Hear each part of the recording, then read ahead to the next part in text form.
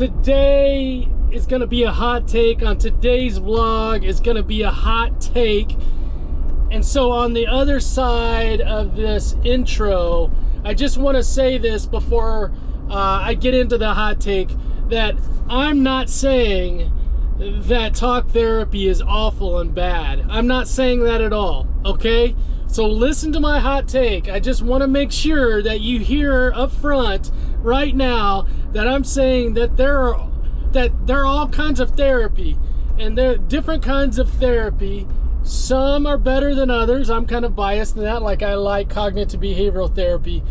But I would say that you've got to figure out which is the best kind of therapy for you, okay? Now stay tuned. On this other side of the intro, I'm going to give you my hot take on real life therapy. This struggle got purpose and we grow. So whatever road we have to take next, all I need to know is that we'll roll with the punches.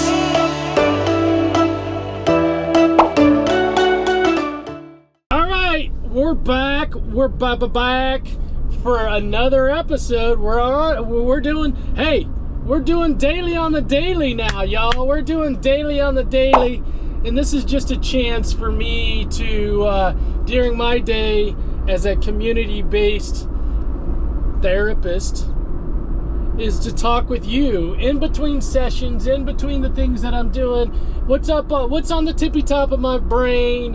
What can we put out in this world today that has mental health as a focus, right? And today I'm going to talk about real life therapy. Real life therapy, because I had a session with a client yesterday that played out, and I was like, yeah, I was at this client's house, and I'll tell you about more of this session later on.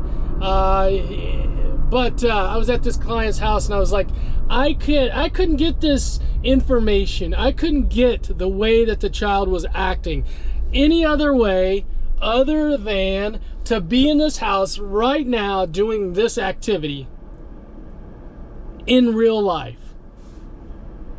All right, so today I'm going to have a hot take on, I believe that the way that we do mental health, and I'm biased, again, I just want to reiterate, there are multiple ways to do individual therapy, and you got to find which way is best for you. Okay, so if you're working through trauma, of course, maybe an office setting may be best for that. If you're working through various different relationships, issues, sure, you may want to be in the office for that. You've got to figure out what is best for you. However, today we're talking about Midwest Anxiety's way of doing mental health.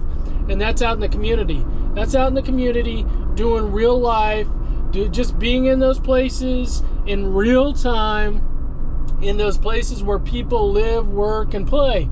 And what does that look like? Most of the time, unless, we're in one of those places that we have an office integrated into, like a pediatric office or someplace like that, most of the time we are in homes. We start out by being in people's homes. And I love being in people's homes. There was a time that I was early in my career, I had an office, and the reason why we went community-based and the reason why we're doing real life therapy is because clients would come back to the office in those early years, and they would be like, Randy, I didn't do what you asked me to do, or Randy, like, I just, for whatever reason, when we talked about the office, I couldn't do it at home, or I couldn't do it at school, or I couldn't do it on the baseball field. That there was a block between what we were doing, what we were talking about in the office, and then going out and do it in real life. And I was like, okay, that's a barrier. So why not let's just take that barrier away, and let's just get real. Let's just get real. And instead of being in an office, I'm drinking tea right now, so I'm spilling the tea on you. I'm giving you the tea.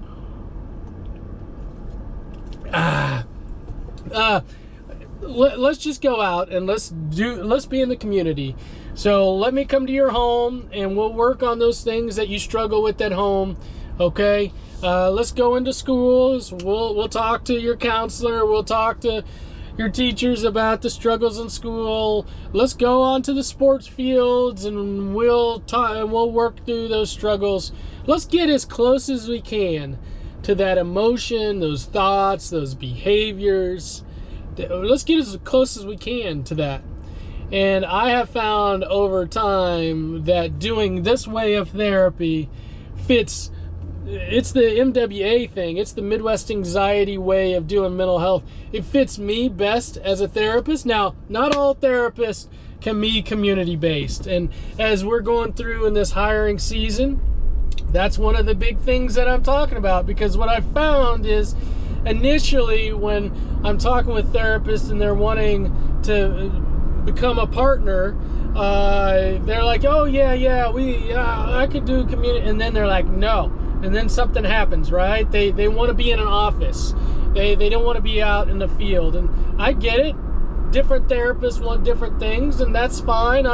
There's some great office-based therapists, and I think that's great. However, I'm not that therapist, and the clients that I see and that we work with people that want to work in those places, that want to learn the cognitive behavioral skills in those places where they struggle, in those places that they love. They want to integrate what we're doing in therapy into their real life, okay? And so that's why I call it real life therapy, because we're doing right in that moment. So let's sit back. Let's enjoy some tea for a second. And let's talk about that client session. All right. So I was working with the client, and this stuff happens all the time. This is just the one that's on the tippy top of my brain. This client struggles just doing hard things, especially around school. I work with a lot of kids, a lot of parents at home around homework. And this child struggles doing his homework. So much so that every time he does his homework, he starts to act out. And when he starts to act out, that's his way of communicating to his parents that I don't want to do this, or that this is difficult, or that this is hard. And then because the parents don't know what to do with that, they don't know how to calm the emotion. They're just like, okay, well, let's just stop doing it. And this cycle has gone over and over again where the child has learned acting out is a way to kind of avoid doing the homework. And so, sure, I can talk with them in office. I can do those things. But there may be, again, remember that barrier of what we talk about in the office. There might be that barrier to when they go home. And so in that moment yesterday, what we did is we sat down at the kitchen table and we just started to have the child to start to do the homework. And the child started getting upset.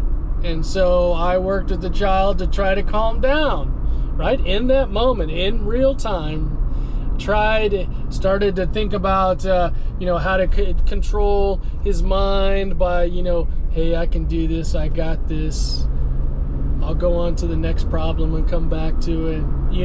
Those kind of things. Controlling the body.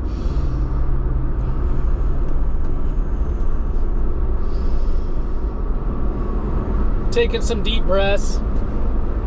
And so the child was reluctant, hesitant to do that because, of course, that's going to regulate, and then that's going to regulate him, and then what that means is that he's going to have to continue on with the homework because he knows that if he's regulated, that he's going to continue with the homework. And so he continued to be dysregulated. And then I worked with the parents on what do you do when your child's dysregulated. You got to push pause on the homework. You got to push pause on the homework and say, okay. And this is a parent that has learned our behavioral plan, so they have our behavioral plan. talking in the background, and all we did, and I loved what the father said. The father said, we have to help him, or we have to control our emotions to allow him to control his emotions before we even think about learning. And that's totally right. Like, the thoughts and the emotions are going to get in the way of learning. Like, the learning is blocked until you're able to regulate, right? And I love that. In that moment. And so we played this out in real time. And eventually the child was able to regulate and then be able to do the homework. I don't know that would have happened. I don't know if the child was in the moment been able to use the skills that I taught him during that moment. And I don't know if the parent would have been able to take a step back, to be able to let the child self-regulate, to calm themselves, to be able to then go forward. I don't know if that would have happened. And the parents later on, when we were done, we were like, wow, Randy, wow.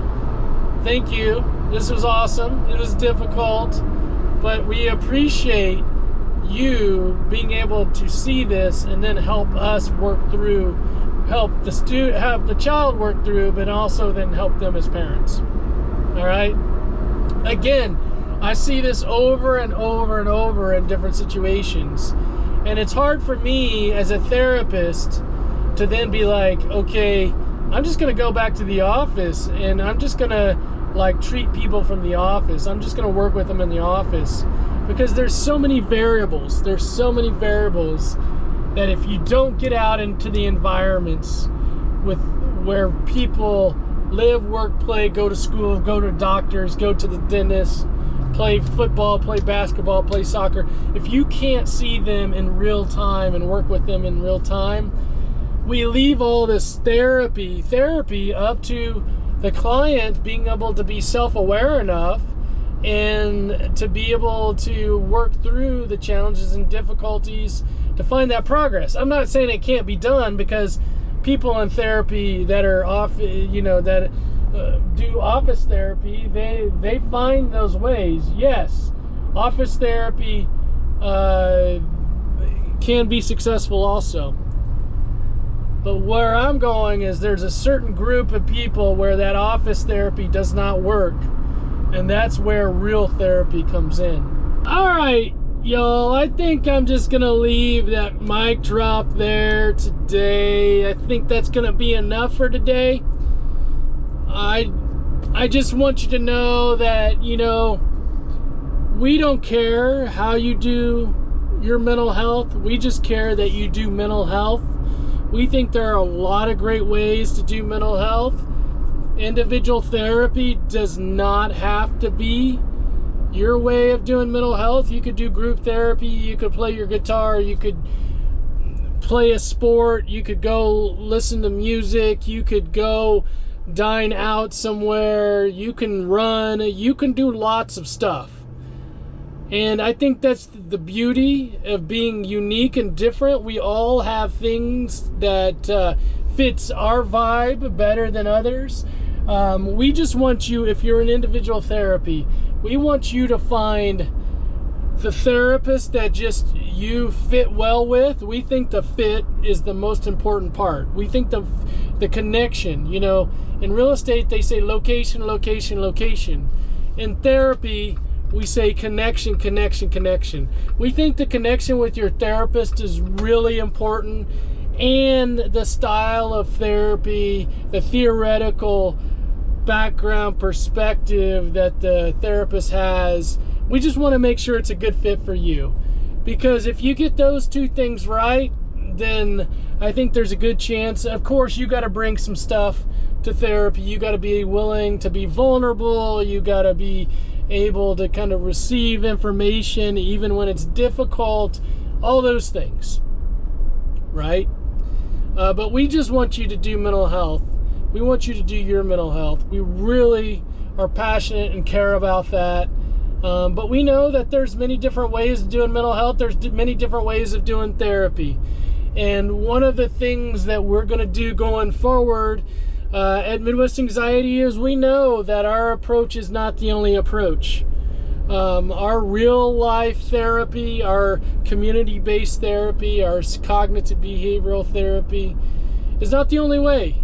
So we're partnering with other therapists. We're partnering in this new Midwest Anxiety year. We're partnering with other therapists that have other skill sets other than just real life therapy, other than just cognitive behavioral therapy, to grow and our not only grow our network of therapists, but to kind of to expand our services to allow you to figure out what's best for you. All right? So I'm going to just leave this conversation here. I'll let you decide kind of where you go with it. Hope you have a big smile on your face.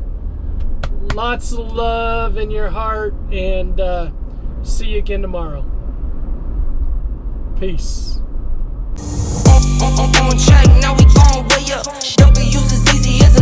Alright, I just got done with the session.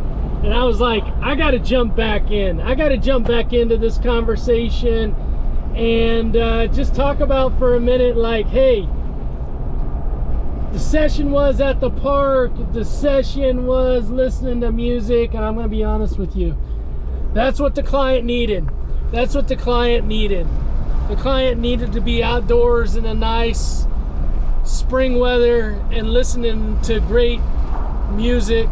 And it was what got us through those tough conversations. And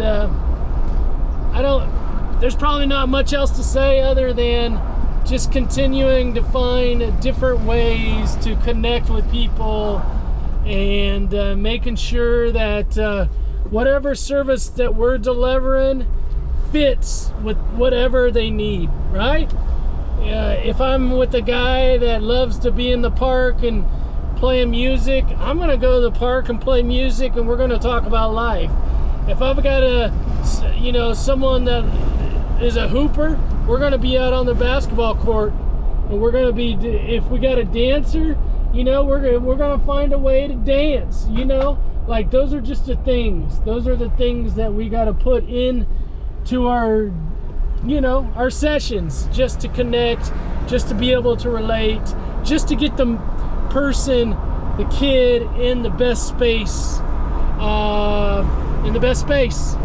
That's all I got to say. Hey, hope this was a good conversation and you got something out of it.